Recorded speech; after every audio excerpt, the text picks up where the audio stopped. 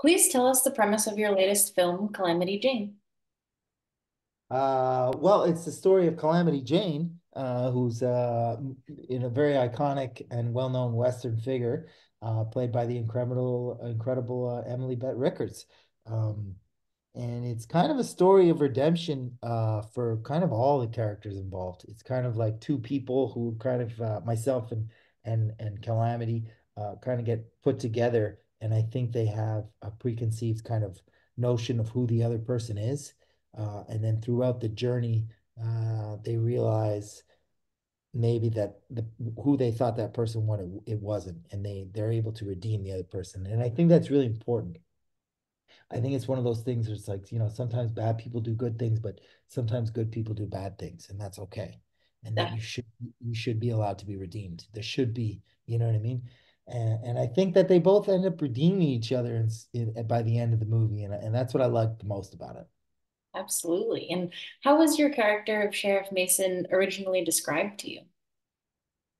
Well, I mean, I just got the script and it was kind of there. It was just this gruff. He's kind of been there. He's kind of, he's no longer the hero. His days of being the hero are over, and he kind of writes about he's kind of where I am in my life. He's just he's on the other age. He's not a young man anymore, and he's not quite an old man, and he's just kind of in the middle, and he's writing about it and trying to deal with his past and what his future holds and where to go from there. But yeah, it was definitely interesting. For sure. And I know you mentioned kind of the intrigue of a redemption storyline and kind of relating to you a little bit, but was there anything else about the roller film that made you want to be a part of it? Oh yeah, of course. It was a Western. I mean, I got to play Doc Holliday on Wine on Earth for 4 years. And it had been a couple of years since I got to wear a cowboy hat. So I got this script and it was a Western and I was immediately excited. I ride horses and I got and I, they told me I'd actually be riding the horses and that Emily was in an equestrian and that we would be doing most of our own stuff. And I was like, oh my goodness, just sign me up. This is going to be so fun. It's going to be rock and roll. So I love dressing up and playing in acting. That's what I'm in for, whether it be future stuff, futuristic stuff, or old westy stuff. That's what I want to do. I just want to have fun and play. And those sets always seem to be the funnest. You know what I mean? You're never taking yourself too serious, even if the scenes are super serious. Mhm. It's like in between action and cut is kind of like where the serious stuff happens. Then after cut, it's kind of fun, everyone's dressed up in costumes, and Yeah, Priscilla's Abigail was so fun, you know what I mean? And she was so mean and crazy in the scene, and then she's the opposite of that in real life, but she's still got the crazy teeth and she's making jokes. It's fun. It's like it's just a super fun way to make a living. absolutely. And you mentioned this, you played a famous gunslinger before, but how did it feel slipping into the character of another one, but this time more of a lawman than an outlaw? Yeah, I mean it was definitely fun. I thought about that too. I said, "Oh my goodness, he's a little more Wyatt than he is Doc Holliday." Yep. Calamity was more the Doc Holliday one this time. But that's the best part about acting is just getting to be different people and try and find um where they're coming from and it was one of those fun things that for me, to be honest, Emily was giving so much in her Calamity, and so was Priscilla in her Abigail, and all the other actors were so great. I just kind of reacted and played off what they were doing because they were giving me so much stuff. They were so interesting that I was Mhm. just, and I felt that it was important because my character was the writer, Yep. be interested and kind of just watch what everybody was doing. So that's what I was doing. I was just kind of like just taking it in. But I feel like that was the actual right choice because he ended up writing the memoir at the end about it. You know what I mean? Like Mhm. he's writing throughout. So that's literally what I was doing. And I'm super lucky that everybody was just giving these incredible, nuanced, interesting performances. Yeah. I think Emily's Calamity Jane probably gave you a little more to work with than the cat Calamity Jane in Winona Earp. So, Well, you say that, but that cat was a hell of an actor. Hit its mark every time. It was crazy. It was crazy. We did open the closet at one point, I do remember, and the cat was supposed to be there and wasn't. But it did jump into its close up in one take. So, that Calamity Jane cat was pretty cool. for a cat, that says a lot. Yeah. Please talk a little bit more about working with your fellow Canadian co-stars, Emily Bett Rickards and Stephen Amell.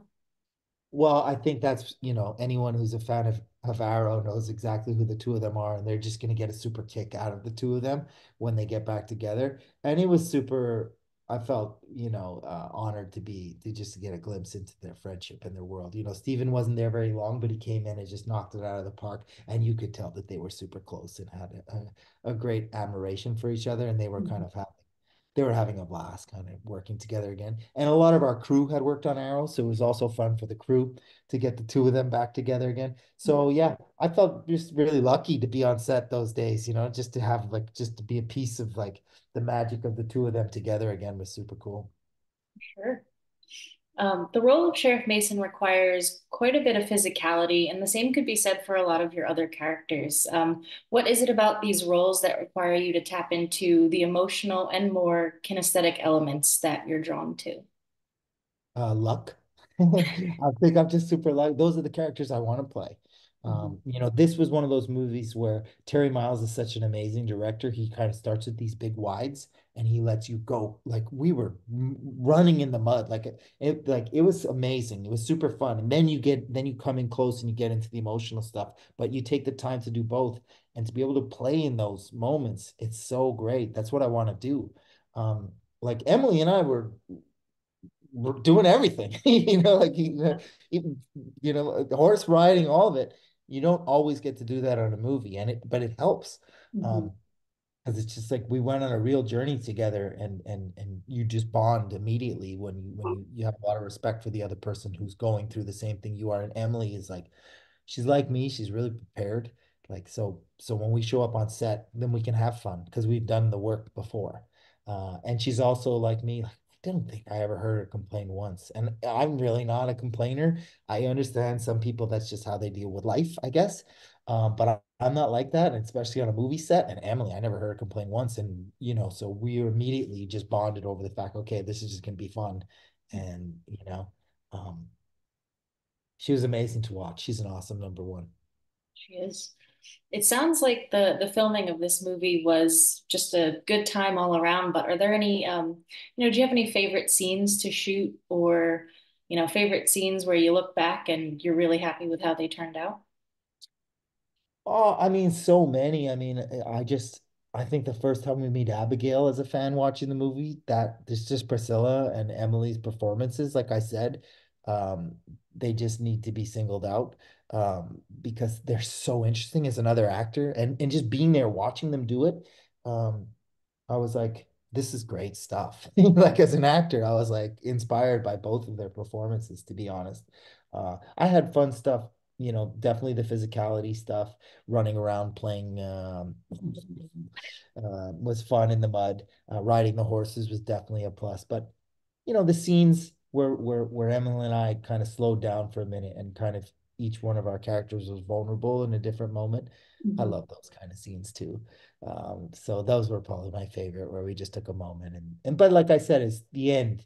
It's just kind of when they both figured out like you're okay, Mhm. you're okay. I love that part. That redeeming redemption part.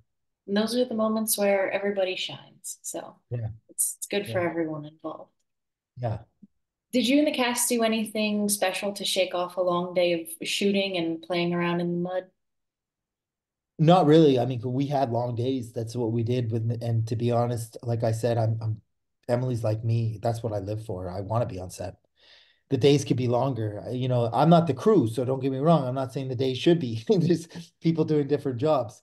Mhm. You know what I mean? But yeah, it's like I feel like my toddler on a set. It's like my favorite part of the day is when I wake up, and the worst part of the day is when I got to go home and go to sleep. Uh, and that's how I am on a movie set. Literally like my little guy. Um, yeah, It's a good way to be. yeah. Um, what do you think it is about Calamity Jane that's going to make it such a standout Western and one that fans will want to revisit? Oh, well, Emily's performance and just like, the genre. I mean, we grew up and most of the time people think Westerns and it's Clint Eastwood or John Wayne. And this is one of those things where the representation's important. And if you're a little girl watching that, you could be a kick-ass cowboy too, because nobody kicks ass like Emily kicks ass. And she really did. Like, I'm telling you, we were on a horsey wagon and I looked over and she's hanging off the side of it with a shotgun. She's the real deal. She's a real cowboy. I hang out with cowboys all day long in real life. So I know she's awesome. She's the real deal. So, That's great. What are some other projects that you've been working well, there's surreal estate that I had wrapped, and I have a bunch of other stuff going on.